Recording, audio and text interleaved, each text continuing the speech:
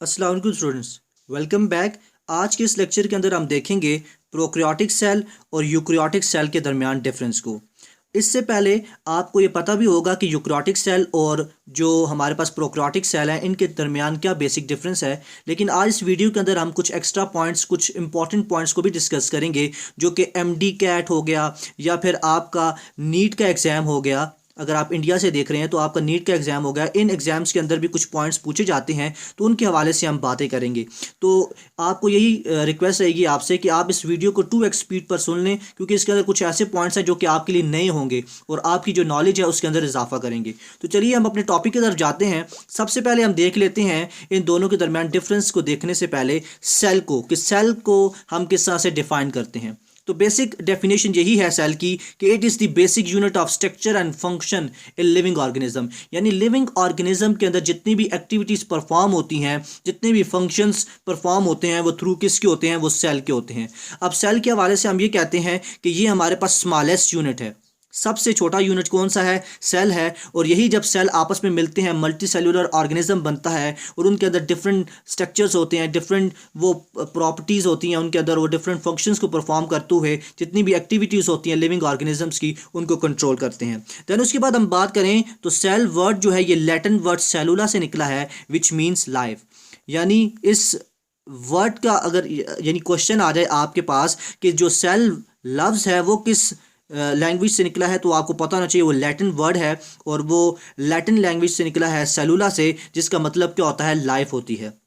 Then उसके बाद बात करें तो हमारे पास एक और पॉइंट भी यहाँ पर आता है जो कि अक्सर नीट के अंदर या हम कह सकते हैं कि एमडी कैट के अंदर स्पेशली पूछा जाता है। वो ये है कि एक्यूरेटली ओल्डेस्ट जो एक्यूरेटली लाइट फॉर्म है वो एक माइक्रो ऑर्गेनिज्म की है जिसका नाम है यू बैक्टीरियम आइसोलेटम, और इसके हवाले से कहा जाता है कि ये 3500 मिलियन ईयर्स अगो जो है ये पाया गया था। तो ये जो वैल्यू है 3500 ईयर्स अगो या इस माइक्रो ऑर्गेनिज्म का जो नाम है, ये आपके जहन के अंदर होना चाहिए, क्योंकि एक दफ़ा ये क्वेश्चन जो है वो एमडी कैट के अंदर आ चुका है। तो ये चीज़ भी आपने यहाँ पर क्लियर करनी है। देन उसके बाद बात करें तो on the basis of structure of nuclei, जो स्ट्रक्चर ऑफ न्यूक्लियाई है, यहाँ पर मैं साथ साथ थोड़ा थोड़ा लिखता भी जाता हूँ ताकि आपको क्लियर हो चीज़ें। तो स्ट्रक्चर ऑफ न्यूक्लियाई की बेस के ऊपर हम सेल को कितनी कैटेगरी के अंदर डिवाइड करते हैं? हम दो कैटेगरी के अंदर डिवाइड करते हैं, एक प्रोकैरियोटिक सेल्स के अंदर और दूसरे हमारे पास यूकैरियोटिक सेल्स के अंदर। सो बायोलॉजिस्ट ने क्या किया है कि on the basis of structure of nuclei cell को दो पार्ट्स के अंदर, दो कैटेगरी के अंदर डिवाइड किया है। एक को हम प्रोकैरियोटिक सेल्स कहते हैं और दूसरे को हम यूकैरियोटिक सेल्स कहते हैं। अब इन दोनों के दरमियान क्या डिफरेंस है उसकी बात हम कर लेते हैं। तो हम नेक्स्ट स्लाइड के ऊपर चले जाते हैं और हम डिस्कस करते हैं इन दोनों के दरमियान डिफरेंस को। यहाँ पर आप देख सकते हैं ये मैंने डायग्राम भी दोनों की बनाई है। इस डायग्राम के थ्रू भी हम समझने की कोशिश करेंगे। ये हमारे पास प्रोकैरियोटिक सेल की जो है वो डायग्राम है, जबकि ये जो है हमारे पास यूकैरियोटिक सेल की डायग्राम है। इन दोनों को अभी हम डिस्कस करेंगे डिटेल के अंदर। उससे पहले मैं आपको बता दूं, जैसा कि मैंने बताया कि दोनों सेल जो हैं वो किस कैटेगरी के ऊपर, किस बेसिस पर डिवाइड किए गए हैं? वो on the basis of nuclei, उनके स्ट्रक्चर के न्यूक्लियाई के बेस के ऊपर उनको डिवाइड किया गया है। यानी इनके अंदर हम जो स्ट्रक्चर देखते हैं न्यूक्लियाई का, उसकी बेस के ऊपर हम इनको डिवाइड करते हैं। सो सबसे पहला पॉइंट जो यहाँ पर मैंने मेंशन किया है वो ये है कि जो प्रोकैरियोटिक सेल्स होते हैं ये सिंपल होते हैं और यूनिसेलुलर ऑर्गेनिजम्स होते हैं। यानी जो प्रोकैरियोटिक सेल्स होंगे इनका जो स्ट्रक्चर होता है वो सिंपल होता है, इसके अंदर कोई कॉम्प्लिकेशन नहीं होती, कुछ कॉम्प्लिकेटेड या कुछ वेल डेवलप्ड जो स्ट्रक्चर्स हैं वो प्रेजेंट नहीं होते। और दूसरा ये सिर्फ और सिर्फ यूनिसेलुलर ऑर्गेनिजम्स होते हैं। जबकि अब अगर हम बात करें यूकैरियोटिक सेल्स की, तो यूकैरियोटिक सेल्स जो होते हैं वो कम्प्लेक्स होते हैं। अब कम्प्लेक्स किस वजह से होते हैं मैं आगे चल के भी आपको बताऊंगा कि इनके अंदर कुछ ऐसी ऑर्गेनरीज होती हैं, कुछ ऐसे कम्प्लेक्स सिस्टम्स होते हैं जो इनको वेल डेवलप बनाते हैं और इनकी एक्टिविटीज़ को जो है वो इन्हांस करते हैं। और दूसरा ये जो यूकैरियोटिक सेल्स होते हैं ये मल्टी सेलुलर भी हो सकते हैं और ये यूनिसेलुलर भी हो सकते हैं। ये भी आपने ध्यान में रखना है। ज़रूरी नहीं है कि ये मल्टी सेलुलर ही होंगे, यूकैरियोटिक सेल्स जो होते हैं वो यूनिसेलुलर भी हो सकते हैं। देन दूसरे पॉइंट की बात करें, दूसरे डिफरेंस की बात करें तो ये जो प्रोकैरियोटिक सेल्स होते हैं ये लैक करते हैं न्यूक्लियस को। अभी मैंने आपको शुरू के अंदर बताया कि जो बायोलॉजिस्ट ने सेल को दो कैटेगरी के अंदर डिवाइड किया है, प्रोकैरियोटिक और यूकैरियोटिक सेल के बेस के ऊपर। वो किस बेस के ऊपर किया है? वो न्यूक्लियाई की बेस के ऊपर किया है, न्यूक्लियाई के स्ट्रक्चर की बेस के ऊपर किया है। सो अगर हम प्रोकैरियोटिक सेल की बात करें तो प्रोकैरियोटिक सेल के अंदर जो न्यूक्लियाई होती है वो नहीं होती, यानी उसके अंदर जो न्यूक्लियर मेम्ब्रेन है वो नहीं होती। तो सिंपली आप ये कह सकते हैं कि प्रोकैरियोटिक सेल के अंदर न्यूक्लियर जो मेम्ब्रेन होती है वो लैक करती है, और न्यूक्लियर मेम्ब्रेन ना होने की वजह से इनके अंदर जो जेनेटिक मटेरियल होता है, जो डीएनए और क्रोमेटिन जो नेटवर्क होता है, वो सारे का सारा क्या होता है, सबमर्ज्ड होता है साइटोप्लाज्म के अंदर ही। सो ये पॉइंट भी आपने यहाँ पर जो है वो डिस्कस हम कर रहे हैं, तो ये आपने ध्यान में रखना है। देन उसके बाद बात करें, यही साथ में मैंने लिखा है दूसरा पॉइंट इसी के साथ जोड़ करके, ये they don't have any membrane bounded organelles, यानी इनके अंदर कोई भी membrane bounded well developed organelles present नहीं होती। अब वेल डेवलप्ड या मेम्ब्रेन बाउंडेड ऑर्गेनरीज कौन कौन सी हैं आप जानते हैं, जैसा कि हमारे पास गोल्जी अपरेटस आती है, ठीक है, इसी तरह से हमारे पास लाइजोसोम्स आते हैं, और इसके अलावा हम कह सकते हैं एंडोप्लाज्मिक रेटिकुलम्स आते हैं, न्यूक्लियस हम कह सकते हैं, देन प्लास्टिड्स की बात कर सकते हैं। तो ये सारी की सारी जो ऑर्गेनरीज हैं जो कि मेम्ब्रेन बाउंडेड होती है, जो कि वेल डेवलप्ड होती है, जो कि डिफरेंट फंक्शंस को परफॉर्म करती है एक सेल के अंदर, वो प्रोकैरियोटिक सेल के अंदर क्या होती है, मिसिंग होती है। क्यों? क्योंकि हमने डेफिनेशन ही के अंदर ही यही कहा कि प्रोकैरियोटिक सेल होंगी वो सेल जिनके अंदर वेल डेवलप्ड मेम्ब्रेन बाउंडेड ऑर्गेनरीज, ये सारी ऑर्गेनरीज नहीं होंगी। सो ये पॉइंट भी आपने यहाँ पर अच्छे तरीके से समझ लेना है। अब इसके मुकाबले में हम बात करें यूकैरियोटिक सेल की, तो यूकैरियोटिक सेल के अंदर हम कहते हैं कि इनका वेल डेवलप्ड न्यूक्लियस होता है, और न्यूक्लियस के साथ क्या होती है, न्यूक्लियर मेम्ब्रेन भी प्रेजेंट होती है। अब न्यूक्लियस के ऊपर आप जानते हैं, मैं न्यूक्लियस वाले टॉपिक के अंदर डिटेल के अंदर आपको बता चुका हूं कि न्यूक्लियस के अंदर डबल मेम्ब्रेन होती है। डबल मेम्ब्रेन होती है, एक को हम इनर मेम्ब्रेन कहते हैं और एक को हम आउटर मेम्ब्रेन कहते हैं। जो आउटर मेम्ब्रेन होती है वो इसको साइटोप्लाज्म से जो है वो सेपरेट करती है, और इनर मेम्ब्रेन जो होती है वो इसको जो यानी न्यूक्लियस के अंदर जो कंटेंट होता है उसको साइटोप्लाज्म से जुदा करती है, उसको सेपरेट करती है, और ये दोनों जो हैं वो यूकैरियोटिक सेल के अंदर प्रेजेंट होती हैं। और इसके अलावा दूसरा पॉइंट ये है कि ये इनके पास वेल डेवलप्ड मेम्ब्रेन बाउंडेड ऑर्गेनरीज होती हैं, जैसे कि गोल्जी अपरेटस हो गया, लाइसोसोम हो गए, प्लास्टिड्स हो गए, एंडोप्लाज्मिक रेटिकुलम हो गए। ये सारी की सारी प्रॉपर्टीज़ जो हैं, ये सारी की सारी जो ऑर्गेनरीज हैं वो यूकैरियोटिक सेल के अंदर प्रेजेंट होती है। सो ये पॉइंट भी आपने यहाँ पर समझना है। नेक्स्ट पॉइंट के ऊपर जाते हैं। नेक्स्ट पॉइंट जो यहाँ पर मैंने लिखा है वो ये है कि न्यूक्लियाइड कंटेन्स डीएनए। अब जैसा कि मैंने आपको कहा कि प्रोकैरियोटिक सेल के अंदर कोई भी न्यूक्लियस जैसा स्ट्रक्चर नहीं होता, कोई भी न्यूक्लियर मेम्ब्रेन नहीं होती, तो इसकी वजह से इनका जो जेनेटिक मटेरियल होता है वो साइटोप्लाज्म के अंदर ही होता है। सो नेक्स्ट पॉइंट भी यही मैंने लिखा है कि इनका जो जेनेटिक मटीरियल होता है वो सिर्फ और सिर्फ डीएनए के ऊपर बेस करता है, यानी सिर्फ और सिर्फ इनके अंदर डीएनए होता है। और डीएनए भी कैसा होता है, अगर हम बैक्टीरिया की स्पेशली बात करें तो इनके अंदर सर्कुलर सिंगल हैप्लाइड हमारे पास क्या होता है, डीएनए होता है। इसके अलावा बात करें हम यूकैरियोटिक सेल की, तो यूकैरियोटिक सेल के अंदर जो जेनेटिक मटेरियल होता है वो विद इन न्यूक्लियस होता है, क्योंकि इनके अंदर मेम्ब्रेन बाउंडेड न्यूक्लियस होता है, और वो न्यूक्लियस जो है इसको अपने अंदर जो है वो प्रिजर्व करके रखता है, और जब ज़रूरत पड़ती है, जब सेल डिवीजन होती है, तो ये न्यूक्लियस से जो जेनेटिक मटीरियल होता है, जो डीएनए होता है, उसकी कॉपिंग होती है, और देन ये सेल जो है वो दो सेल के अंदर डिवाइड कर जाता है। देन नेक्स्ट पॉइंट के ऊपर जाएं, तो नेक्स्ट पॉइंट यहाँ पर मैंने ये लिखा है कि जो प्रोकैरियोटिक सेल्स के अंदर सेल वॉल होती है वो पेप्टाइडोग्लाइकेन से मिलकर बनती है। अब पेप्टाइडोग्लाइकेन क्या है ये आपने यहाँ पर समझना है। पेप्टाइडोग्लाइकेन जो है वो पॉलीसेकेराइड की चेन होती है, और पॉलीसेकेराइड की चेन जब मिलती है चेन ऑफ अमाइनो एसिड्स के साथ, अमाइनो एसिड की चेन के साथ जब मिलती है ये पॉलीसेकेराइड की चेन, तो हमारे पास क्या बनता है, पेप्टाइडोग्लाइकेन का स्ट्रक्चर बनता है, पेप्टाइडोग्लाइकेन कंपाउंड बनता है। और ये पेप्टाइडोग्लाइकेन जो है किसकी फॉर्मेशन के अंदर मदद देता है, प्रोकैरियोटिक सेल की बैक्टीरिया की सेल वॉल के अंदर करता है। अब यहाँ पर एक और बात भी आप समझ लें कि ये जो पेप्टाइडोग्लाइकेन के अंदर पॉलीसेकेराइड होता है ये अमाइनो एसिड की चेन के साथ कोवलेंटली बॉन्डेड होता है, और ये पॉइंट भी बड़ा इंपॉर्टेंट है, ये आपने ध्यान में रखना है। और एक और पॉइंट जो बहुत ज़्यादा कॉम्पिटिटिव एग्जाम्स के अंदर पूछा जाता है वो यहाँ पर मैं मेंशन कर देता हूँ कि पेप्टाइडोग्लाइकेन जो है इसका दूसरा नाम क्या है, और इसका दूसरा नाम जो होता है वो हमारे पास म्यूरिन होता है। म्यूरिन क्या है, ये कम्प्लेक्स मॉलिक्यूल है पेप्टाइडोग्लाइकेन का, और ये किस की सेल वॉल के अंदर प्रेजेंट होता है, किसकी सेल वॉल की फॉर्मेशन के अंदर मदद देता है, ये cell wall of prokaryotic cells, जिसके अंदर एग्जांपल हमारे पास बैक्टीरिया आती है, उसकी सेल वॉल के अंदर ये फॉर्मेशन करता है पेप्टाइडोग्लाइकेन। सो ये इंपॉर्टेंट पॉइंट भी आपने ध्यान में रखना है। सो अगर क्वेश्चन आ जाए कि फॉर्मेशन ऑफ जो सेल वॉल है इन बैक्टीरिया वो कौन सा मॉलिक्यूल फॉर्म करता है, कौन सा कम्प्लेक्स करता है, तो आपके जहन के अंदर होना चाहिए वो म्यूरिन या पेप्टाइडोग्लाइकेन करता है, दोनों एक ही चीज़ें हैं। सो ये चीज़ भी आपने जहन में रखनी है। देन हम जाते हैं यूकैरियोटिक सेल के ऊपर। तो यूकैरियोटिक सेल की एग्जांपल के अंदर क्योंकि हमारे पास आते हैं एनिमल सेल्स और हमारे पास प्लांट सेल्स आते हैं, तो क्योंकि अब एनिमल सेल के अंदर तो सेल वॉल नहीं होती, क्योंकि ये हम शुरू के लेक्चर के अंदर ही डिस्कस किया था जब हमने ये चैप्टर स्टार्ट किया था, तो हमने कहा था कि जो एनिमल सेल होते हैं उनके अंदर सेल वॉल नहीं होती, जबकि जो प्लांट सेल्स होते हैं उनके अंदर सेल वॉल होती है। सो अगर हम cell wall of plant cell की बात करें तो ये सेल वॉल किससे मिलकर बनती है, प्लांट सेल के अंदर सेलुलोज से मिलकर बनती है।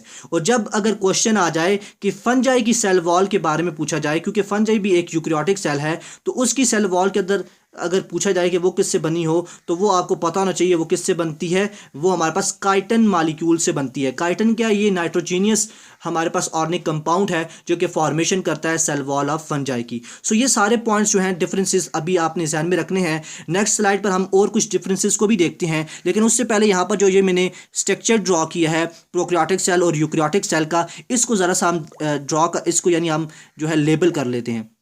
तो सबसे पहले ये जो बाहर आपको स्ट्रक्चर नज़र आ रहा है, मेम्ब्रेन नज़र आ रही है, जो आपको बाउंड्री नज़र आ रही है, ये हमारे पास यूकैरियोटिक सेल की क्या है, सेल वॉल है। ठीक है, ये पॉइंट आपको क्लियर होगा। इस यूकैरियोटिक सेल के बाद हम अगर अब बात करें तो ये हमारे पास जो जगह है, ये सारी आपको नज़र जो आ रही है खाली जगह अंदर, ये हमारे पास क्या होता है, ये साइटोप्लाज्म होता है इनका। ठीक है, ये पॉइंट भी आपको समझ आया। इसके अलावा ये जो कुछ आपको स्ट्रक्चर्स नज़र आ रहे हैं, ये हमारे पास डिफरेंट तरह के स्ट्रक्चर्स होते हैं इनके अंदर प्रोकैरियोटिक सेल्स के अंदर, जिसमें ये मीजोसोम्स भी इनके पास होते हैं। इसके अलावा इनके पास राइबोसोम्स होते हैं, ये आगे हम डिस्कस भी करते हैं अभी। इसके अलावा ये जो ऑर्गेनेल्स जो हैं ये इनके अंदर प्रेजेंट होती हैं, जो कि डिफरेंट फंक्शंस को परफॉर्म करती हैं, और कुछ जो यानी स्टोर्ड मॉलिक्यूल्स होते हैं जो इनको एनर्जी प्रोवाइड करते हैं, वो सारी की सारी इस साइटोप्लाज्म के अंदर मौजूद होती है। और ये जो स्ट्रक्चर आपको डार्क स्ट्रेन कलर का नज़र आ रहा है, ये इनका क्रोमेटिन मटीरियल होता है, इनका जेनेटिक मटीरियल होता है, जो कि बगैर किसी बाउंड्री के डिस्पर्स होता है इस साइटोप्लाज्म के अंदर। और इसके जेनेटिक मटेरियल के अंदर अभी आपको मैंने बताया कि वो सिर्फ और सिर्फ डीएनए होता है। और अगर हम स्पेशली बात करें बैक्टीरिया की, तो बैक्टीरिया के अंदर जो डीएनए होता है वो सर्कुलर होता है, सिंगल जो डीएनए है वो प्रेजेंट होता है।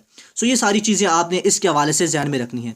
देन हम जाते हैं, अगर हम बात कर लें साथ में यूकैरियोटिक सेल की, तो यूकैरियोटिक सेल के बारे में आपको पता है कि यूकैरियोटिक सेल की अगर हम बात करें स्पेशली प्लांट सेल की, तो प्लांट सेल के अंदर सेल वॉल नहीं होती, तो सेल वॉल होती है, एनिमल सेल के अंदर सेल वॉल नहीं होती। सो ये अगर हम कंसिडर करें प्लांट सेल को, तो प्लांट सेल के अंदर जो आउटर मोस्ट जो बाउंड्री होती है वो हमारे पास क्या होती है, सेल वॉल होती है। और सेल वॉल से इनर मेम्ब्रेन एक पाई जाती है जिसको हम प्लाज्मा मेम्ब्रेन कहते हैं।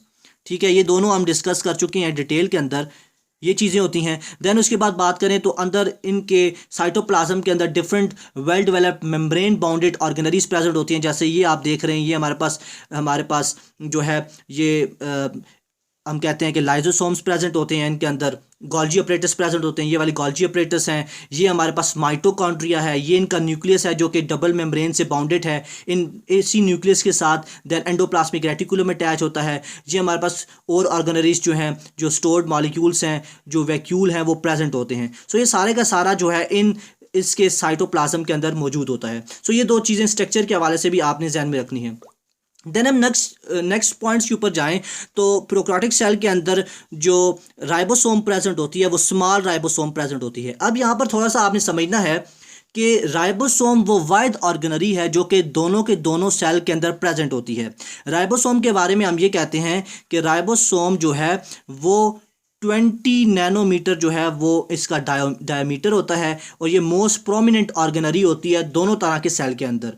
और ये फिर हमारे पास जो राइबोसोम है इसकी दो कैटेगरीज होती हैं, दो फॉर्म्स के अंदर ये प्रेजेंट होता है, एक 70S राइबोसोम और एक 80S राइबोसोम। अगर हम बात करें प्रोकैरियोटिक सेल की, तो प्रोकैरियोटिक सेल के अंदर जो राइबोसोम है ये स्मॉलर राइबोसोम प्रेजेंट होता है 70S वाला, जबकि जो यूकैरियोटिक सेल हैं इनके अंदर 80S वाला लार्जर जो यानी राइबोसोम है वो प्रेजेंट होता है। अगर हम इसकी फॉर्मेशन की बात भी करें तो हमारे पास जो प्रोकैरियोटिक सेल के अंदर राइबोसोम होता है ये 70S का होता है और इसके अंदर जो स्मॉलर यूनिट होता है वो 30S होता है, जबकि लार्जर यूनिट जो होता है वो 50S होता है। इस तरह से अगर हम यूकैरियोटिक सेल के अंदर बात करें तो इसके अंदर जो स्मॉलर सब यूनिट होता है वो 40S का होता है राइबोसोम का, और जो लार्जर होता है वो 60S का होता है। और हमारे पास जो अल्टीमेटली वो फिर फॉर्मेशन करता है राइबोसोम की, वो 80S राइबोसोम की फॉर्मेशन करता है। सो ये जो पॉइंट यहाँ पर मैंने डिस्कस किया है आपके साथ, ये सारे के सारे आपके जहन के अंदर होना चाहिए, क्योंकि ये बड़े इंपॉर्टेंट है और यही फिर कॉम्पिटिटिव एग्जाम्स के अंदर पूछे जाते हैं कि प्रोकैरियोटिक सेल के अंदर बताएं कौन सा राइबोसोम प्रेजेंट होता है और उसकी फॉर्मेशन, उसके सब यूनिट के हवाले से बातें बताएं। सो ये दोनों चीज़ें आपको जो है वो जहन के अंदर होनी चाहिए। देन हम नेक्स्ट बात करते हैं, तो प्रोकैरियोटिक सेल के जो ग्रोथ रेट होता है वो फास्टर होता है। ये क्यों होता है? क्योंकि ये सिंपलर यानी सेल होता है, इसके अंदर कुछ ज़्यादा ऑर्गेनरीज प्रेजेंट नहीं होते, ज़्यादा कॉम्प्लेक्स स्ट्रक्चर्स नहीं होते, तो इनकी जो ग्रोथ रेट होती है वो फास्टर होती है as compared to eukaryotic cells. So ये पॉइंट भी यहाँ पर आपने क्लियर करना है। नेक्स्ट पॉइंट की बात करें तो वही मैंने जेनेटिक मटेरियल डीएनए की बात की है कि इन प्रोकैरियोटिक सेल्स के अंदर एक ही long single loop of DNA और प्लाज्मिड्स जो है वो प्रेजेंट होते हैं, जो कि जेनेटिक मटेरियल के तौर पर प्रेजेंट होते हैं, और देन फिर वो सेल की डिवीजन के दरमियान जो है वो खुद को जो है वो कॉपी कर कर जो है डिवाइड कर लेते हैं। देन उसके बाद अगर हम यूकैरियोटिक सेल की बात करें तो यूकैरियोटिक सेल के अंदर मोर देन 1 क्रोमोसोम जो है वो प्रेजेंट होता है, और ये क्रोमोसोम क्या करता है, जेनेटिक इंफॉर्मेशन जो होती है पेरेंट टू डॉटर वो लेकर जाता है। तो इनके अंदर इंपॉर्टेंट जो चीज़ होती है जेनेटिक मटेरियल के तौर पर वो क्या होती है, वो क्रोमोसोम होती है।